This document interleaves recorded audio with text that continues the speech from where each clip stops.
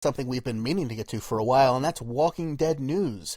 We've been a little bit busy over with Los Podcast Hermanos, where we're talking about the final season of Breaking Bad. Of course, you can find that at hhwlod.com. So that's taking up a little bit more of our time than usual as we talk about one of our favorite shows on television. But tonight we're finally getting back into it. We're going to talk about all kinds of Walking Dead news for season 4, stuff from San Diego Comic-Con, clips they've been posting online, the trailers, some toy news, some credit card news even, and different interviews with Robert Kirkman, all that kind of fun stuff. We're going to have a contest. We're going to talk about the Blu-ray, and there's all kinds of fun stuff we're going to talk about. Like I said, but before we do that, gentlemen, who is our sponsor tonight? Our sponsor for the Walking Dead TV podcast is Discount Comic Book Service. That's dcbservice.com. You still got a little bit of time to get your August orders in. They will accept late orders, so typically orders are due at the end of the month, but if you're like me and you wait until the 5th or the 6th, they are fully happy to take that. If you have any additions or changes, just email them at customer.service@dcbservice.com, and they'll be happy to take care of you. Some of the things to highlight this month are Walking Dead number 115 for 40% off at $1.79, so that's a great buy. They're also doing a 10th anniversary number 1 issue for $2.99. Again, that's 40% off of that issue.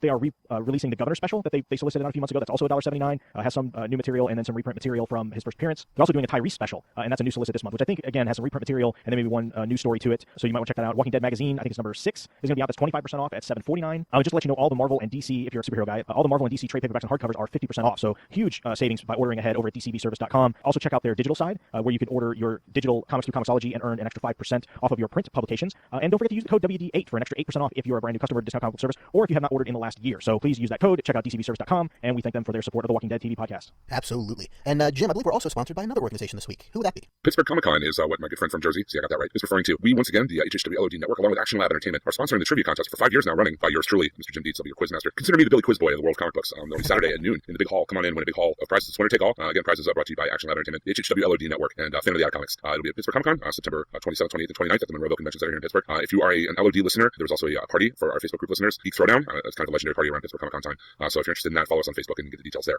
September 27th, 28th, and 29th at Monroeville Convention Center. On Saturday the 28th at noon, going down and test your comic book trivia knowledge against my notebooks and notebooks of trivia questions and win a big giant pile of prizes. A lot of really cool guests this year at the Comic-Con. Jim Steranko is going to be here. Tyler Caldwell, Sean Gathering, a lot of really great artists here. They're going to be there. A lot of really cool comic book people. Last year, I know we had Chandler Riggs from The Walking Dead. Not that lucky this year, but we will be doing the customary zombie walk for charity for the Make-A-Wish Foundation through historic Monroeville Mall, where the original Dawn of the Dead was filmed with cast members and crew members from the movie. It's a tradition here at the Pittsburgh Comic-Con. So that's the 27th, 28th, and 29th, Monroeville Convention Center. Come hang out along box HHW LOD. We will be there. Or I will anyway. Nice. That sounds awesome. I want to go to that. I'm flying over. Come on down. Well, before we talk season 4 news, we should probably talk up the last little bit of news from season 3, and that is the Blu-ray and DVD sets are out. So, Aaron, I know you have the season 3 Blu-ray. What did you think of the set this year? I purchased the season 3 Blu-ray. I didn't go for the super expensive head aquarium awesome case thing with LED lights and all that. I just didn't feel like putting all that money in there. You actually can put water in there. I was like, that's the coolest thing. If that ever goes like Amazon, they repackage and they're getting rid of it and it goes super cheap, I am totally going to get one of those. It's bigger than I thought I saw. I was like, oh, this is it's huge. But I went for the fancy steelbook case from Target. Yeah, that's where I got it. And as far, the show is what it is. We all know this. We talked about it. But going into the special features that come with it, it's pretty decent. I would say it doesn't seem as packed as the previous seasons. And you get a few audio commentaries. You get like a helping of featurettes, and then you get some deleted scenes. It just feels like a little bit more slight than the previous season than just other shows on AMC. I certainly, it's a solid Blu-ray. Like you're getting the whole show. It looks great on Blu-ray. I mean, DVD's good too, but Blu-ray it's a really. We all know how cinematic The Walking Dead can be, and so watching in this at home and just seeing it full, just picture quality and sound, all that, it looks fantastic. And then you get helping as well. I love audio commentaries. So getting a few on the episodes is fine. The deleted scenes, there's some neat ones. There's one that I think a lot of people have seen at this point is on Live, is with Carol and Merle, and it's these little character beats that I can see why they're like taking out this for time or what have you. But there's some good scenes. There's another one, Lenny James from Clear. It's kind of an extended version of what he already gave you. And then the featurettes is just like goes over like, hey, this is how we made the Michonne versus Governor scene. This is the arc of Carl this season. They just kind of go over the different characters, and there's some neat stuff in there. It's just, I think the second season had like a couple episodes, which we didn't have any this season to really put into a Blu-ray anyway. And it had more deleted scenes just because I think we know that season 2 had some troubles to begin with. But it's overall I think it's certainly, I mean, if you're gonna purchase The Walking Dead, nothing's gonna stop you regardless. But there's a nice selection, just not like the ultimate selection that I would have hoped for AMC's most popular TV series. Now, how many episodes do you get commentary tracks for? You get them for, let's see, looks like 4 or 5. Not on some one that I would like either. Like I would like Love One on Clear, my favorite episode from the season, and it's not on here. And how many discs is the collection? It's 5 discs, the 5th disc being the bonus disc. So the Gotcha. 4 discs having all the episodes, and the 5th disc is all the featurettes, the deleted scenes, and the commentaries are obviously on the various discs that they're on. And you were saying you had learned something from one of the special features about the Michonne versus Governor fight that you did not know. Oh yeah, Robert Kirkman was responsible for suggesting Michonne should have her head smashed into the aquarium. He was kind of on set that day and suggested that, and Glenn Mazzara was like, yeah, that seems like a good idea. We'll go for that, which I found just kind of fun. That's fun. Also fun is seeing the Governor and Michonne are like fighters, like just like B-roll footage of them fighting, and then you see like the little girl that's playing his daughter, or like a stunt person, or just like kind of sitting in the corner watching this happen, which is entertaining. And Nicotero, Greg Nicotero is like showing her how to make faces and stuff with her zombie makeup before the sword goes through her mouth. I mean, the featurettes are fun, especially like the zombie gore featurettes. Like that's fun stuff to watch because Greg Nicotero, he's a fun presence, and he knows how to kind of show you the gooey things that he wants people to see on camera. Right. One other thing that's not really season 3 news, but it is season 3 adjacent, is McFarlane Toys will be releasing a new version of their Daryl action figure, and this one's really cool. They've had the 5-inch action figures before. You've probably seen them. You may own a couple. They're going to be releasing a 10-inch deluxe figure of Daryl, and he will be the first one. There'll be other 10-inch deluxe figures as well, with the suggested retail price of $34.99. So you probably won't see it that high anywhere. Probably be more like 25 or 30. But this 10-inch Daryl figure is awesome looking. It's Daryl exactly as you saw him in season 3. He's got his leather jacket. He's got his crossbow, really nice sculpt, really nice details, and a removable poncho. You know, the man with no name poncho, if you will, that he wears for parts of the season comes with it as well. Like I said, it's removable, so you can have him in that. You can have him just the biker jacket. It is a really nice figure, though. It's super detailed. It's very similar in detail to almost like a Hot Toys or, you know, maybe like a Gentle Giant or something like that. I mean, obviously it doesn't have as much articulation and as many accessories as that, but for what it is, it's a pretty detailed looking figure. Yeah. I just wish the show would skew younger with the toys and have like a prison playset and an RC RV and RC motorcycle with a detachable Daryl. Like it's just be fun things. You could have a Walking Dead themed operation. Don't wake the zombie. What about Lego Walking Dead? I mean, you get the pieces fall off of the zombies as they walk, and a little Lego Carl with his hat, that comes on and off, and Lego Herschel with a leg that you can take off and on. Walk 'em, sock 'em robots. But a Walking Dead Lego prison playset would be all kinds of awesome. Little like trapdoors and all those little things. I bet you someone probably made one of those just as It comes with a special Ghost of Laurie minifigure. That was another deleted scene they put online from season 3. Was Correct, an extended version of the final Laurie. I think it was the final one anyway. Laurie and Rick meeting where they kind of meet on that bridge over the little lake outside the prison. And in this version, unlike in the TV show, she turns into a zombie at the end. Yes, and it's kind of been like peak Rick freaking out phase. That's where it kind of takes place. And yeah, I assume it was Sarah Lynn Callies that was in the makeup, and like they really went to town on making her look like a zombie. When they didn't spare her any prosthetics or what have you to just be like, hey, it's kind of zombie. No, she's full on zombie in that scene. It's pretty freaky scene actually. The freakiest thing is that she's crying in the zombie makeup, and that is for some reason extra disturbing.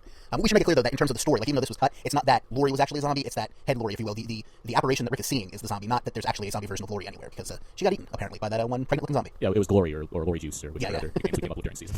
Yes, I've already forgotten most of them, but yes, the fake Laurie, faux Laurie Juice. Like I said, not actually her. Last thing about the toys, I wonder when they're gonna have a talking to Chris Hardwick action figure with a actual microphone and Robert Kirkman guest toy. That'd be everything. That'd be pretty awesome. There's also a zombie Merle figure coming out that looks pretty good. There's a bunch of them. You can see a lot of them on our Facebook group, the Walking Dead TV podcast Facebook group. We post most of those as they come out online. So that's pretty much all the stuff from season 3.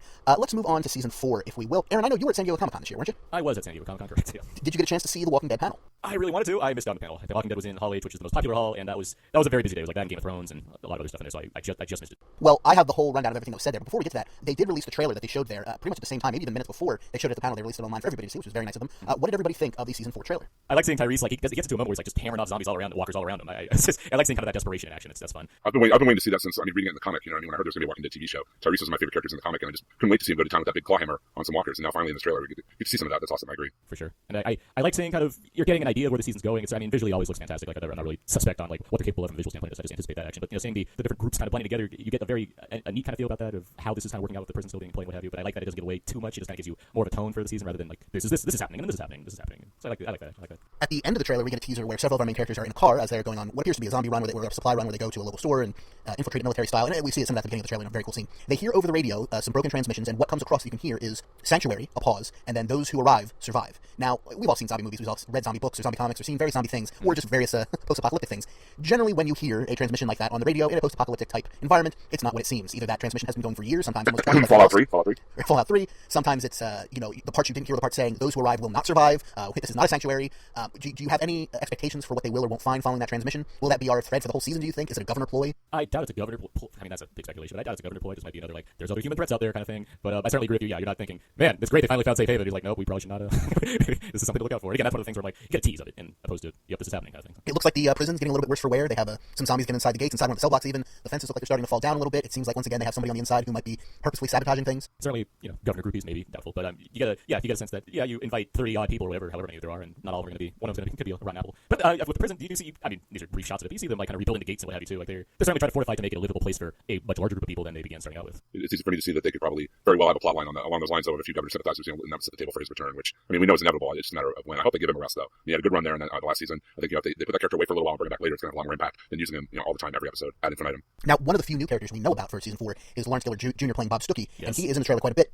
Does he seem very suspicious to anyone else from that trailer? I mean, I just gotta put my trust when you have actors on the wire coming on to any TV show. So it's, I mean, when you're adding new characters, there's always, obviously you're doing that for a reason, especially when you have someone notable. So they're going to do something that's rather heroic or actually be someone that's not who they seem to be. And if you're going to play around with various concepts to keep show interesting, sure. I mean, there's a good chance he could perhaps be on the dark side of things as opposed to, hey, I'm just here to help guys. Right. He doesn't give me that Axel vibe right off the bat.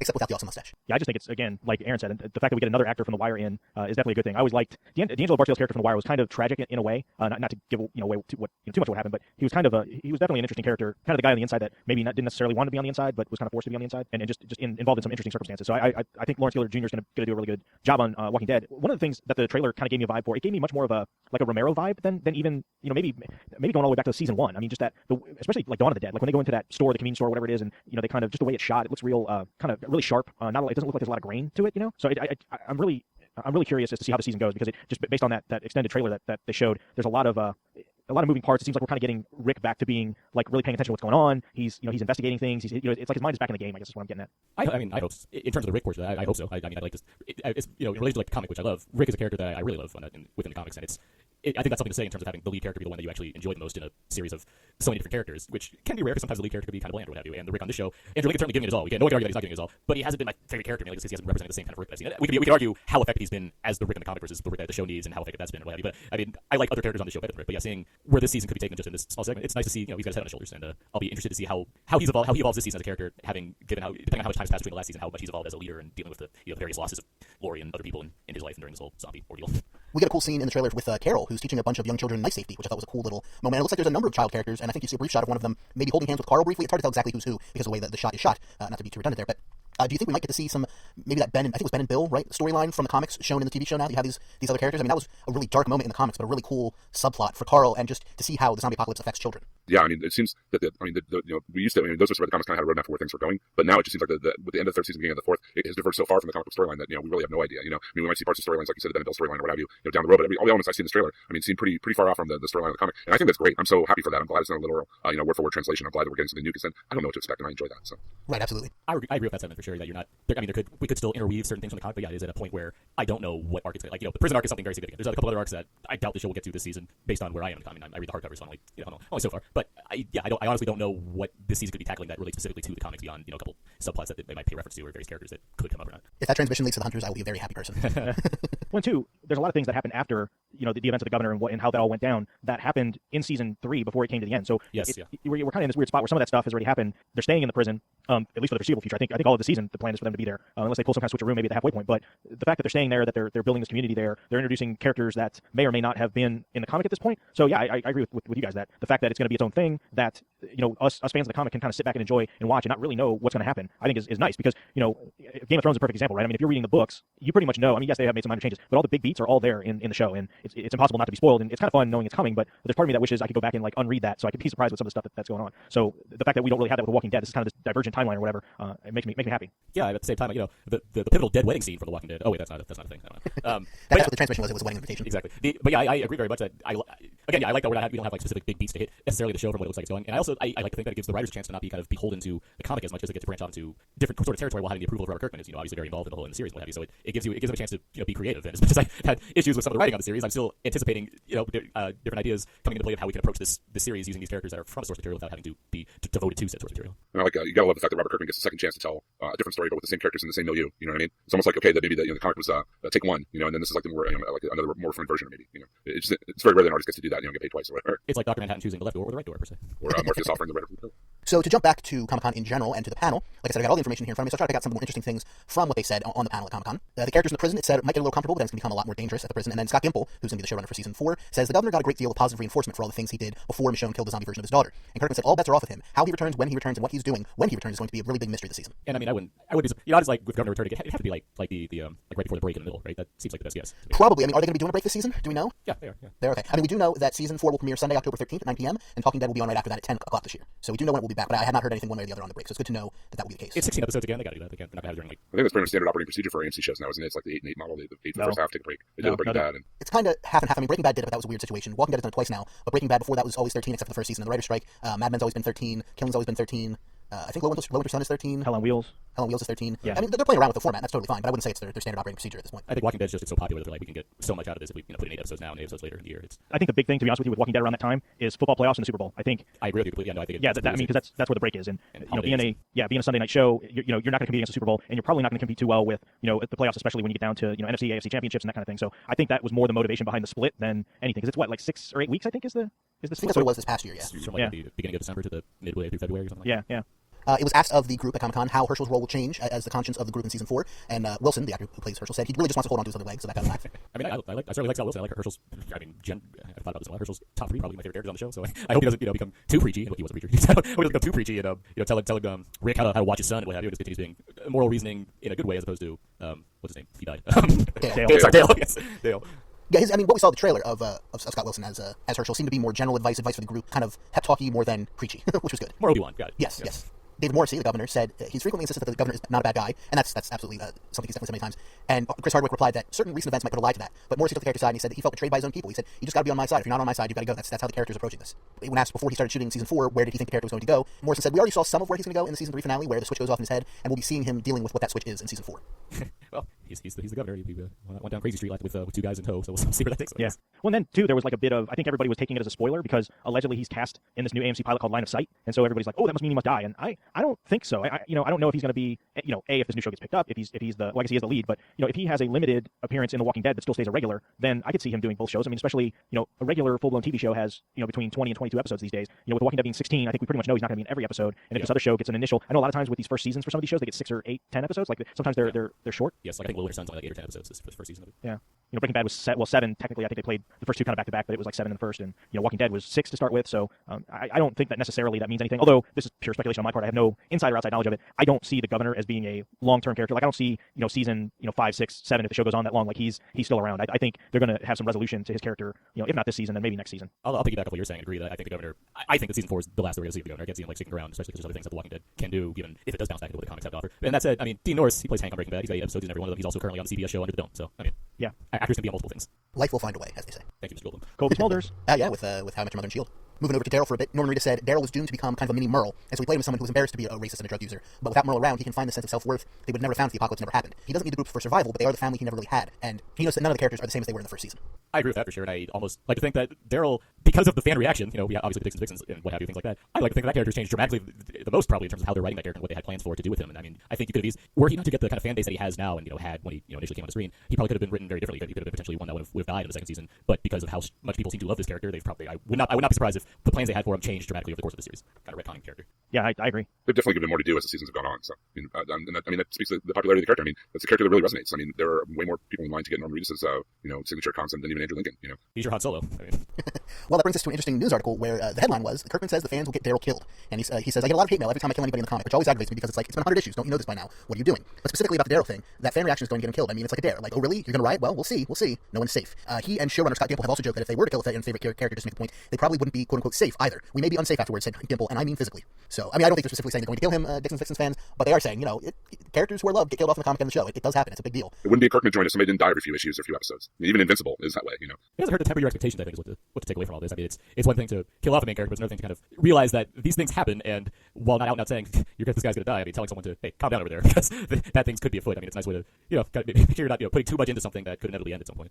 Plus, when Daryl does inevitably get killed off, it's going to be an awesome death. He's not going to go out like a punk. Yeah. Daryl will go down swinging. The only thing I'll temper that with is, in the comic book, it's wholly owned by Robert Kirkman. He can do whatever he wants and doesn't have to answer to anybody. Image publishes that book, but they don't have any creative control over that book. With AMC, while he's a producer, executive producer, whatever, and he has a heavy hand in how the stories go, if AMC kind of sees it from a cash flow or cash cow perspective that a particular character's death would drive fans away or decrease viewership, that may be a bit of a deterrent, to killing that character off. So, I think there's a little bit more of the economics come into play in the TV show than we could say for the comic. They do for sure, and it's the kind of thing where you have to try to put that aside and think about the show as one that you like because of the characters and the drama, and not because it's a cliffhanger mystery every week. Like I'm not watching The Walking Dead to be like, oh, who's gonna die this week? Let's do this. I'm watching it because I genuinely enjoy watching these people, or I enjoy seeing the zombie actions, or what have. Like those are different. Those aren't necessarily my reasons. I mean, that's how to take in the show, I'd say. So. Well, the good thing, because it is an ensemble cast. They do a pretty good job of bringing people in and then phasing people out. That over time, it's a show where it's not unnatural for a big cash shift, especially when you compare like where you're at with season 1 and who's there and where you're at season 5 or 6.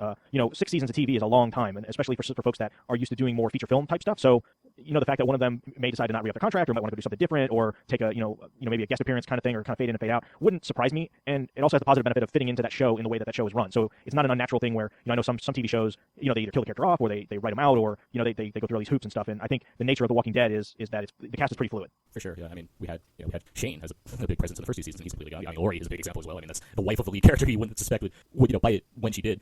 I mean, that's something I enjoy about the potential of the series. I've always enjoyed about the potential of The Walking Dead TV series, that you get a cast that you understand that there are certain characters that probably aren't going to go away, but then there's a supporting cast that is fairly expendable, and I think the show has made good on that promise, regardless of how effective it's done. That's a different story. But I mean, yeah, it's certainly an evolving cast that I can appreciate. Even the most popular character is only one contract negotiation away from being killed off on the show. Well, before we get to our next bit of news, we do have a number of news things left. We have a contest this week. Russ, why don't you tell the fine people what we're giving away? We are going to be giving away a Blu-ray copy of the UA Bowl movie. It's called Zombie Massacre. And so we have a little bit of Description here, and it is a bacterial weapon developed by the U.S. government to create an army of super soldiers spreads an epidemic, turning the citizens of a quiet Eastern European town into mutated zombies. All citizens have become infected. In order to conceal the outbreak, a plan is hatched to detonate an atomic bomb inside the local nuclear power plant and pretend that a terrible accident has occurred. No one has to know the truth. But when a team of mercenaries is put together to carry out the mission, they must first wage war against a horde of monsters in order to succeed. Who will survive in this zombie massacre? Presented by UA Boll, from In the Name of the King, Blood Rain, and various other video game adaptations. And from, Those are the ones to bring up. I love that part. In the Name of the King. And don't forget Blood Rain. yeah. And Marco Ristori and Luca Boni, the directors of Eaters. There's a few bonus features on here. There's a making of featurette, there's a storyboard comparison, there's teaser and trailer. And if you would like to win this Blu-ray movie, you can do so in a very easy way. As you know, we had to recently redo all the feeds for HHWLOD.com, which means we lost all of our iTunes ratings and reviews. So it's very simple to win this Blu-ray. All you need to do is go on iTunes, go to the Walking Dead TV podcast page, and leave us a review. Now, you have the ratings, which are the stars, and then you've got the reviews. We want reviews. We'd also like ratings. While you're there, please leave us one. And for the next week, or until the next episode comes out, we should say, anybody who leaves a review will be in the running. We will pick one at random, and we will send you the Blu-ray. And if you've already left us a review for the Walking Dead TV podcast, don't worry. Just go to HHWLOD.com's master feed and leave us a review there. If you've already done that for both, find one of our other shows and leave us a review and just email us to let us know which one you did, assuming you had already left one for the Walking Dead TV podcast. But for everybody else, just leave an iTunes review for the Walking Dead TV podcast. We're not saying it has to be a great or glowing review. Any review at all would be awesome. We need them, and we'd love to have them, and you will be in the running to win this Blu-ray free of charge. So it's really easy. Out now there today. Consider using. Yeah, Out Now There Today was a perfect example and a great show. And we thank the folks from E1 and FoundryCom for sending us this great giveaway that we could give to you all listeners of the Walking Dead TV podcast. Very nice. So back to the news. We got a couple of things left. Anybody here use Visa? I do. Well, if you use Visa, like Aaron and like myself and many other people, it's a very big company. I'm sure most people have a Visa of some type. You can now get Walking Dead themed Visa cards. They have a number of them. They're available now. You can get them there with comic book art for the most part. At least all the ones I've seen with comic book art. And they're pretty nice. You can get a Michonne one. You can get one of Rick riding into Atlanta or out of Atlanta on the horse. It's the same image from the cover to the season 1 DVD. You can get just a group shot of Rick, Michonne, and some of the other characters. It seems to be in zombie form actually on this card. That's pretty cool. Actually, I'm looking at these. Yeah, that's pretty Zombie version of Rick, Michonne. I believe that is Andrea. Who's the guy with the handlebar mustache from the comics? That's not Axel, but the other one. God. the military guy. Yeah. It's not like Zeke or something. What is it? It might be Ezekiel. Abraham. Abraham. There we go. It was something. Now, you should remember Abraham from Out Now with Aaron and Nate. And character all the way on the left who could be Tyrese, but could just be a random zombie. I'm not sure. I think it's what's his name? Lenny James' character on the show. Oh, I'm terrible with the character names today, guys. I was out of Breaking Bad mode. I'm not thinking of Walking Dead. Morgan. Yeah, same here. Morgan. Morgan, There we go. Morgan. Could be Morgan, which would make sense because all 5 of those characters are together at a certain point in the comics. Not as zombies, but it is a cool zombie variant. So if you would like your very own Visa Walking Dead card, you can get that. Pretty cool. Other Walking Dead news, if you are an Entertainment Weekly subscriber or you just pick it up off the rack at your local supermarket or something, for their July 26th issue, so it might be a little bit hard to track it down now, but they had 3 different Walking Dead covers. They had Rick, they had Daryl with the poncho on the motorcycle, it's a pretty cool cover, and they had a very nice Carl cover as well. Did anybody pick any of these up? Carl was smoldering on this cover. Yeah, it's a Teen Heartthrob. I can't wait. Any Teen Beat Chandler Riggs episode. So those are pretty nice covers. I did not pick it up. I think I have an issue of Entertainment Weekly somewhere with Lost on the cover, but that's about it. Not much of a magazine reader because it's 2013. Daryl one's pretty good too. He's all Daryl one's awesome. on Chopper Magazine over here. He's good. So a little bit of news about season 4 premiere, and this is a very mild spoiler. It's not even a spoiler. It's mostly just speculation. But the season 4 premiere episode 401, is entitled 30 Days Without an Accident. So we can guess from that there's at least a 30-day time jump from season 3 to season 4. Probably more, but we will see. Does anybody want to speculate as to what 30 Days Without an Accident means? Is it actually referring to the prison? Is it referring to something completely different? Obviously, they set up kind of a warehouse situation inside where they're manufacturing a certain good, and there's been lots of accidents as you do that when you use zombies to help you work in the manufacturing department. And so they finally got 30 days without having anyone turn into a zombie based on this. That's my guess. Fair enough. Rick wakes up in a solid dream and he goes back to his factory making ashtrays for the Rubbermaid Corporation, and there have been 30 days without an accident. It's a bold new direction for the show. Yeah, sure. They came to the prison and they're boarding up walls and getting everyone safe. So 30 days without an accident. Done. If they go that long without like a zombie bite or zombie attack, or whatever, they're going to be kind of complacent. I hope they up the threat of the zombies a little more this season. I mean, last season they were just kind of ancillary in the background compared to the Rick versus Governor throwdown. But I hope they really amp up the threat of the zombies. I mean, it really, at its core, it's a zombie show, so I would appreciate more zombies in it, I guess. I think that'll work out if the show actually uses the prison. Like, this is one of my things about last season. Like, they use the prison more as a character. Like, I didn't feel like I got enough of the, as much as we're in the prison throughout season 3 and also Woodbury, I didn't get enough of really getting to know this prison environment that they're all in. If we're still in the prison this season, which we obviously are, I'd like to see that more of a focus as a real character on this show. And by doing that, the zombie threat is a big part of that. So I think those would go hand in hand. And our final bit of news for season 4 was an interview Robert Kirkman did with the Hollywood Reporter,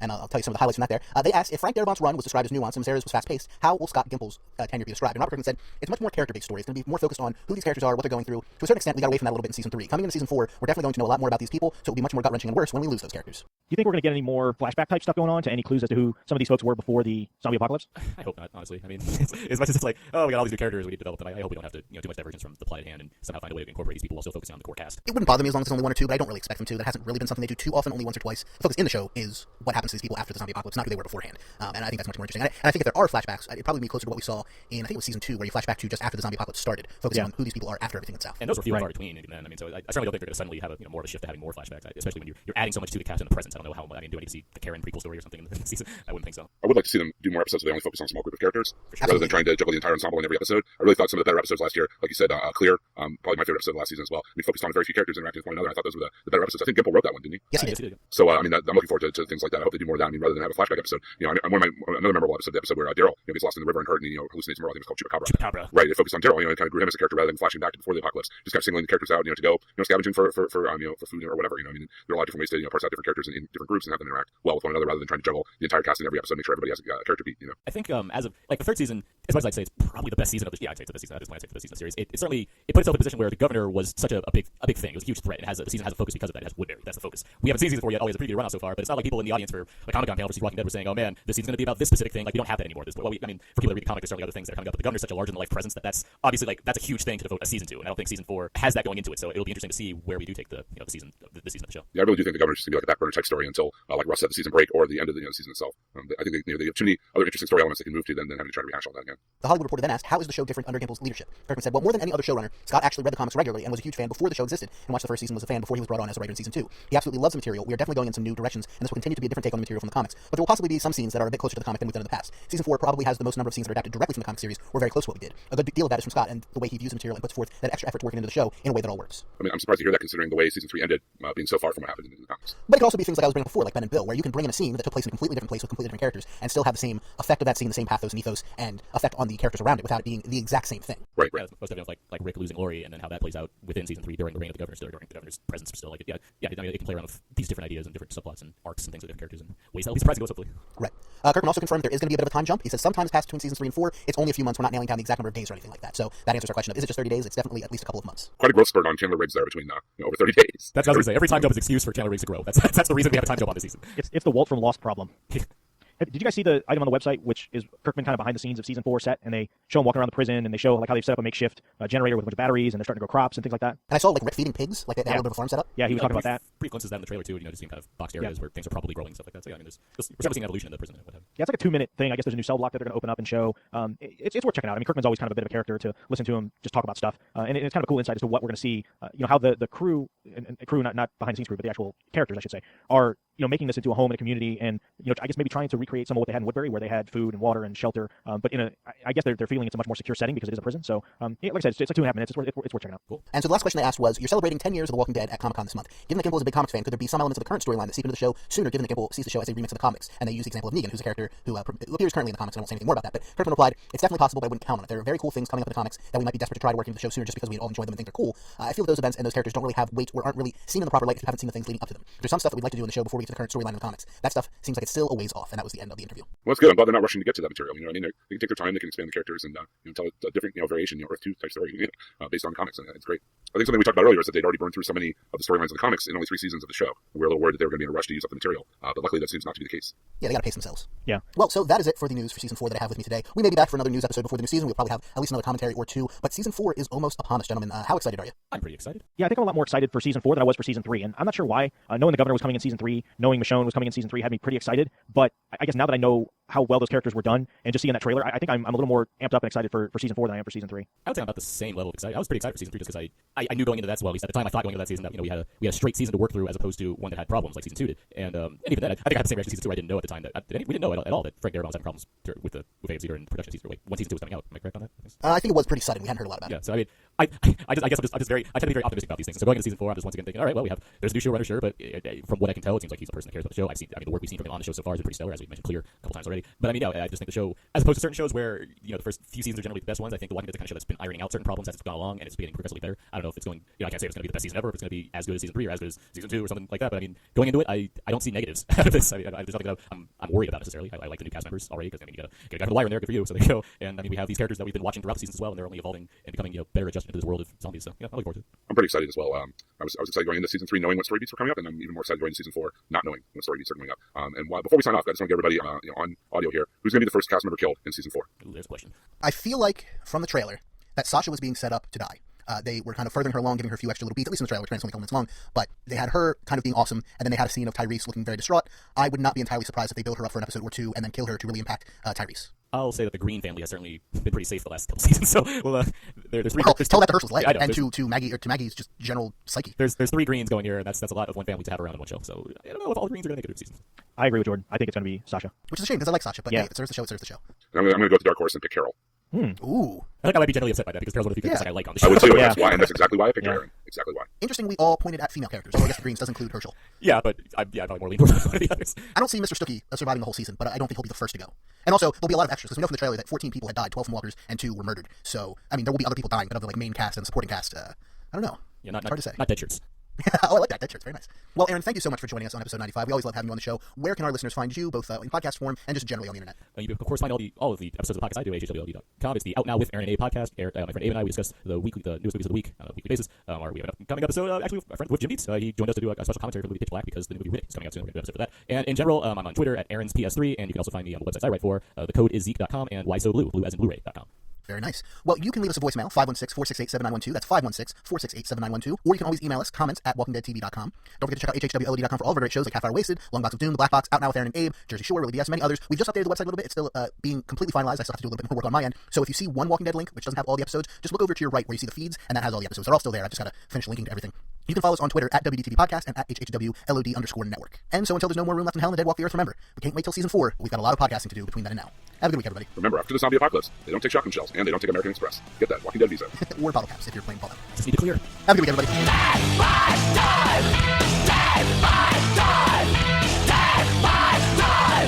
The Walking Dead Episode 95. presents Dead by Dawn. Dead by Dawn. What band had the song Dead by Dawn? That one with the You know, the guy with the hair? That one. Dead by Dawn. Dead by Dawn. Dead by Dawn. Hold on, I gotta Google this. Dead by Dawn band. Oh, Showbread. That's the one I'm thinking of. There's actually apparently several. Yeah, that's what I just found. Either bands called Dead by Dawn or songs called Dead by Dawn. The one I was thinking of was Showbread. I know it was kind of a metalcore thing. I know